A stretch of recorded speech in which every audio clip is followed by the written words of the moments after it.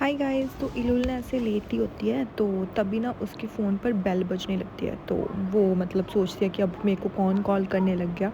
तो बेसिकली वो कॉल कर रहा होता है हज़ार। तो वो हज़ार की कॉल देखकर कहती है कि अब इसको क्या हो गया, हाँ अब ये इतना अनस्टेबल क्यों है। फिर वो कॉल पिक कर ही लेती है। वैसे वो पिक नहीं करना चाहती, स्टिल उसका मन करता है पिक करने का तो वो पिक करती है। तो बोलती है कि क्या है, अब तुम्हें क्या चाहिए, हाँ क्या तुम मुझसे माफ़ी मांगने वाले हो। तो हज़ार उसे बोलता है कि मैं और माफ़ी, मैं क्यों माफ़ी मांगूंगा। तुम मेरे घर पे आई थी, मैं थोड़ी तुम्हारे घर पे आया था। तुम आई थी और मुझे धमकी दे रही थी तो तुम मुझसे माफ़ी मांगो ना, मैं क्यों मांगूँ। तो फिर वो बोलती है कि तुमने फिर मुझे कॉल क्यों की, हाँ।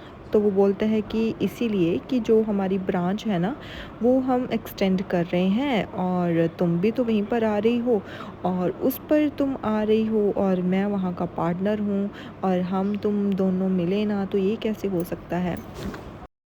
फिर वो बोलती है कि मतलब इन चीज़ों के लिए तुमने मुझसे कॉल की है, बताओ बात क्या है, क्या बात करना चाहते हो, जस्ट मुद्दे पे रहो। तो वो बोलते कि आज इनविटेशन मुझे भी आया है अप्रेंटली, बिकॉज़ मैं पार्टनर हूँ तो मुझे तो आएगा ही। तो फिर वो बोलते कि अगर तुम्हें सब पता ही है तो फिर मुझे क्यों कॉल कर रहे हो, हाँ बात क्या है, सीधा सीधा मुद्दे पे रहो ना, क्या बात क्या करना चाहते हो।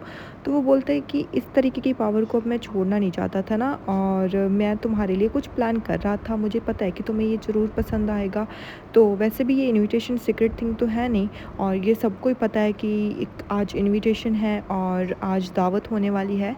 तो वो बोलती है कि पॉइंट पर आओ, ये बकवास बंद कर दो, अब सीधा बताओ मुझे और क्या चाहते हो तुम मुझसे। तो फिर ना उसके बाद वो बोलता है कि एक्चुअली मैंने तुम्हारे लिए कुछ पसंद किया था, गेट खोलो। तो वो बोलती क्या, वो बोलता है कि जो तुम्हारे रूम का डोर है वो ओपन करो। तो इलुल खड़ी होती है और वो अपने गेट के पास चली जाती है। तो वो डोर जैसे ही ओपन करती है वहाँ पर पड़ी होती है एक ड्रेस। एंड ड्रेस देखकर वो बोलती है कि ये क्या है।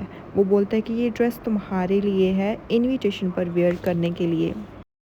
तो इलुल बेसिकली ना उसको देखने लग जाती है। तो वो बोलती है कि पर ये तुमने मुझे क्यों भेजी। वो बोलता है कि क्यों, क्या हुआ, क्या तुम्हें अच्छी नहीं लगी क्या, मैं तुम्हारे लिए कुछ करना चाहता था इसीलिए मैंने तुम्हें भेजी है।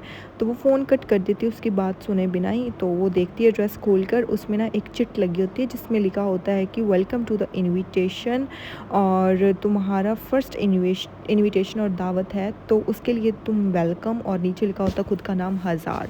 तो हज़ार का नाम देखकर फिर वो ड्रेस ओपन करती है और ड्रेस देखकर ना वो बहुत ऐसे हो जाती है कि ये क्या है, हाँ ये उसने मुझे क्यों भेजी, अब ये आदमी करना क्या चाहता है, इसका कोई ना कोई तो प्लान ज़रूर है। और इधर मिर्ज़ान अपनी ड्रेसेस वगैरह इनविटेशन के लिए जो इनको दावत आई होती है उसके लिए ऐसे चेक कर रही होती है। तो वो बोलती है कि अभी तक वो आया क्यों नहीं, काश वो लेट हो गया तो फिर मैं क्या करूँगी, आई होप वो लेट ना हो। तो तभी सिसक आ जाती है मतलब ड्रेस लेकर। तो वो बोलती है कि मैम मिर्ज़ान ये ना वो लेकर आए हैं। तो मिर्ज़ान बोलती है कि मैं इसी का वेट कर रही थी। तभी आतिश भी बाथरूम से बाहर आ जाता है। तो वो बोलता है कि क्या ये इनविटेशन के लिए है। तो मिर्जान कहती है हाँ इनविटेशन के लिए, पर मेरे लिए नहीं, इलुल के लिए है। तो वो बोलता है कि वाह तुमने इलुल के लिए भी सोचा। तो वो उससे पकड़ लेता है और बोलता है कि सीरियसली। वो बोलते हैं कि हाँ आज उसका दिन ना, मैं स्पेशली उसका दिन था तो स्पेशल करना चाहती थी उसके लिए कुछ। तो वैसे भी उसका ये फर्स्ट इनविटेशन होगा, वहाँ पर वो गेस्टेस से मिलेगी, तो मैं उसके लिए कुछ अच्छा करना चाहती थी। आई थिंक उसको ये परफेक्टली फ़िट हो जाएगी। तो कोई बात नहीं, अगर उसने एक्सेप्ट नहीं की तो तुम बुरा मत मानना, ओके। तो वो बोलती है कि तुम जाओ इसको दे आओ, और वैसे भी हमारे पास थोड़ा टाइम है और उसके मेरे मदर के पास भी बहुत सारी ड्रेसेस हैं और जो उन्होंने अभी तक पहनी नहीं होंगी तो वो भी हम इलुल को दे सकते हैं अगर मतलब उसको कुछ नहीं पसंद आता तो वो मतलब उसको बोलता है कि कोई बात नहीं मरजान, तुम किसी भी चीज़ की फ़िक्र मत करो, सब कुछ ठीक हो जाएगा और तुमने इलुल के बारे में स्पेशली सोचा, इतना ही बहुत है। फिर उसके बाद ना वो बोलती है, मतलब इलुल पर सीन शिफ्ट होता है तो वो बोलती है कि ये ड्रेस घर पे कैसे आई और रूम के पास कैसे आई। भाई यार सच में आतिश की सिक्योरिटी क्या है भाई, मतलब हज़ार कुछ भी करे जा रहा है एंड उसकी सिक्योरिटी कुछ कर ही नहीं पा रही। फिर तभी ना वहाँ पर आ जाती है सालिहा। तो वो बोलती कि वाह इतनी सुंदर ड्रेस ये तुमने किसने दी। तो तभी वो मतलब वहाँ पर वो चिट होती है तो वो पढ़ लेती है, ओह तो बोलती है हज़ार ने भेजी है, बहुत अच्छी भेजी है, सच में बहुत अच्छी ड्रेस है और मतलब अगर तुम्हारे ब्रदर ने बाई की होती तो वो मतलब इस तरीके की सुंदर कभी भी नहीं लाता ड्रेस, बिकॉज़ मरजान उसको कभी ख़रीदने ही नहीं देती, क्योंकि मरजान चाहती ही नहीं है कि तुम उससे ज़्यादा ब्यूटीफुल लगो। वो हमेशा तुम्हारे लिए अजीब सी ड्रेस लेकर आएगी जो कि तुम्हें बिल्कुल भी पसंद नहीं आती। तो इलुल फाइनली बोल देती है कि मतलब हाँ, वैसे भी तुम तो मत ही बोलो कुछ, तुमने तो मुझे फटे पुराने कपड़े पहनाए थे, एटलीस्ट वो ड्रेसेस तो देंगे। तो इसके बाद वो बोलती है कि ज़्यादा मत बनो इलू, और तभी पीछे से आतिश आ जाता है और आतिश उसको देखता है तो वो वहाँ से चली जाती है। तो फिर उसके बाद ना वो इलुल को बोलता है कि ये हम तुम्हारे लिए लेकर आए थे। तो इलुल ड्रेस की तरफ ऐसे देखने लगती है। एंड गाइज़ लिटरली मेरे को सच में अब मरजान की ड्रेस नहीं पसंद आ रही और जो सालिहा है ना वो वहीं पर ऐसे देख रही होती है, तो तभी आतिश की ना निगाहें उस ड्रेस पर जाती है जो हज़ार ने भेजी होती है। तो वो उसको देखकर बोलता है कि ये किसने दी तुम्हें? तो वो बोलती है कि क्यों जिस वो बोलता है कि ये क्या है? वो बोलती है कि ड्रेस है जो तुम देख रहे हो। वो बोलता है कि किसने दी? तो बोलती है कि हज़ार ने भेजी है। तो वो बोलता है कि क्या हज़ार ने क्यों भेजी है? उसने ये ड्रेस क्यों भेजी? तो कब भेजी उसने? वो बोलती है कि अभी भेजी। भाई तू अब सिक्योरिटी का कुछ कर ले, तेरी सिक्योरिटी जब बिल्कुल फ़ेल है।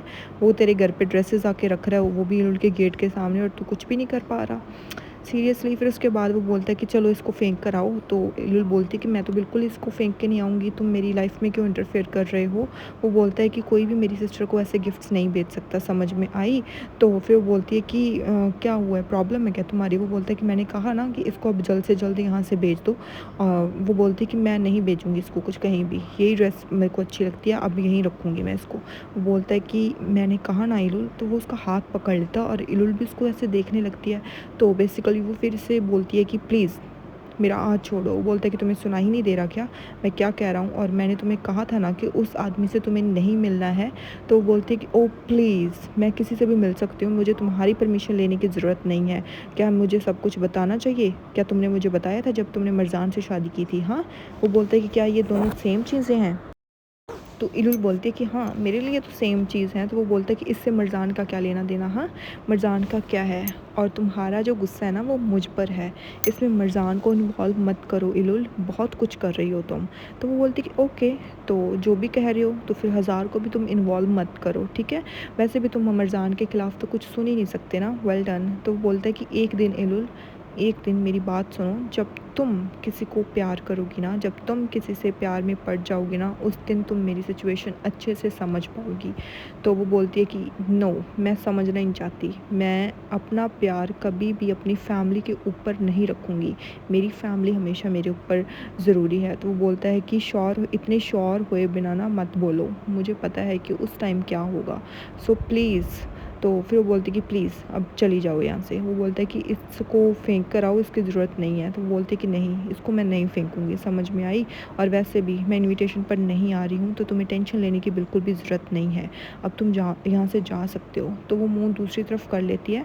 तो आतिश उससे बोलता है कि प्लीज़ ये जो हॉस्पिटल वाला प्रोजेक्ट ना वो हम तुम्हारे लिए कर रहे हैं और वो तुम्हारे नेम से है, तो प्लीज़ ये सब करना बंद कर दो, और तुम्हारा वहाँ पर होना बहुत ज़्यादा इम्पॉर्टेंट है और तुम्हें वहाँ पर हमारे साथ आना ही पड़ेगा, समझ में आई? और इलुल हाँ या ना फिर कुछ नहीं कहती और बेसिकली वो वहाँ से चली जाती है।